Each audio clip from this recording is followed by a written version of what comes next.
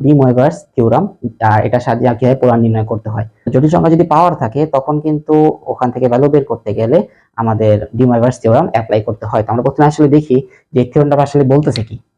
তো D ময়ভার্স theorem অনুসারে কোন একটা সংখ্যা যদি এরকম হয় cos x plus i sin x তার উপরে হোল টু দি পাওয়ার আছে হচ্ছে n, cos x plus i sin x whole to the power n।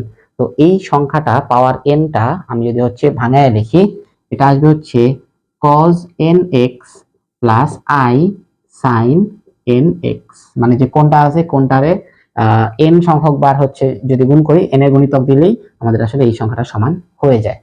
তো এই জিনিসটা আসলে ডি ময়ভার্স থিওরাম। তো এটা দিয়ে আমরা হচ্ছে জটিল সংখ্যার পোলার নির্ণয় করতে পারি। যেমন আমি যদি বলি যে 1 plus 3i whole to the power 10 এর পোলার নির্ণয় করো।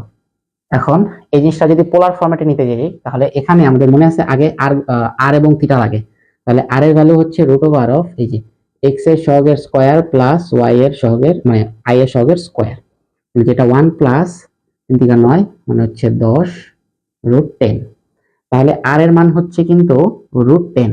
এখন আমি যদি হচ্ছে আর্গুমেন্ট থিটা বের করতে যাই, থিটা আসবে কিন্তু tan inverse y by x এর ভ্যালু হচ্ছে 1, যেমন আমরা লিখতে পারি tan ইনভার্স 3। ঠিক আছে, তাহলে এখন আর এবং থিটা পাইছি। তাহলে আমি যদি হচ্ছে এই ভিতরের সংখ্যাটাকে যদি আমি পোলার ফরম্যাটে নিতে চাই, এটা আসবে হচ্ছে এই আর আর হচ্ছে আমাদের রুট 10, এই যে আর ইনটু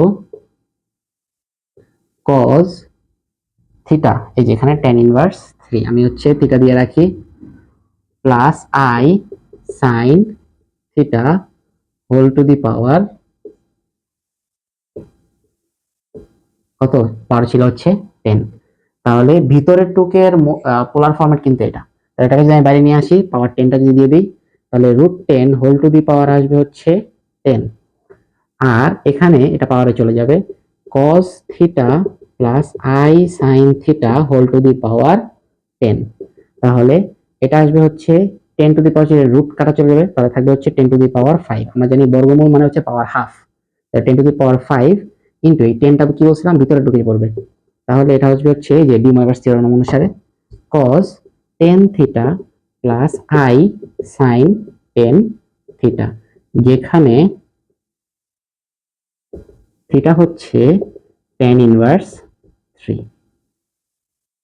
তাহলে এই যে ডি ময়ভার্স থিওরেম ইউজ করে আমরা এইভাবে হচ্ছে পোলার নির্ণয় করে ফেলতে পারি। তো এই যে ফরম্যাটটা আছে এই জিনিসটা কিন্তু হচ্ছে অ্যাডমিশনের জন্য খুব গুরুত্বপূর্ণ, একটু দেখে রাখা উচিত।